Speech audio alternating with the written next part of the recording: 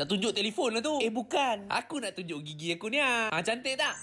Okey guys. Hari ni aku nak share dengan korang klinik gigi favourite aku, Sepa Dental. Yang ni cawangan Negeri Sembilan punya. Sekarang ni dia orang ada 11 cawangan. Korang tengoklah yang mana paling dekat dengan korang. Environment, facility memang tip top. Aku sampai confused lah, ni spa ke klinik gigi.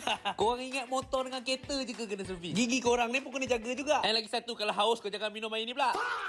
So apa yang best sangat dekat klinik ni actually? Doktor-doktor gigi dekat sini semua pakar. Bila korang datang dekat klinik ni kan, sebelum apa-apa rawatan dimulakan, diorang akan ambil gambar terlebih dahulu. Dengan ni nanti, bolehlah korang tengok perbandingan before and after. Banyak rawatan yang ditawarkan dekat klinik ni, seperti implant, Invisalign. And kalau korang nak buat braces pun dekat sini pun boleh. Dia punya level canggih tu, tak main lah acuan tekap. Diorang 3D scan terus gigi korang, dari gigi atas sampai lah gigi bawah. Harga bermula dari RM4,800. Dekat sini scaling dengan polishing murah je weh. Cuma RM99 sahaja. Yang macam aku buat sekarang ni, package scaling dan polishing plus full cycle whitening. Harga dia cuma RM599 sahaja. Yang ni bukan nak ambil gambar ukuran pasport ke apa tau. Yang ni nak photoshoot gigi before and after whitening. By the way, nak bagi tahu, untuk sebarang prosedur rawatan yang lama ke apa kan, diorang siap bagi korang tengok movie lagi tau. Tu nanti kau boleh nampak lah dekat cermin mata tu. So yang mana-mana berminat untuk membuat rawatan gigi, aku recommend korang untuk datang dekat sini. Buka setiap hari daripada 9 pagi sampailah 6 petang. Barulah korang yakin nak senyum tersengih nampak gigi macam ni. So aku rasa itu je lah. Kalau korang nak gigi korang cantik dan sihat, book appointment korang sekarang.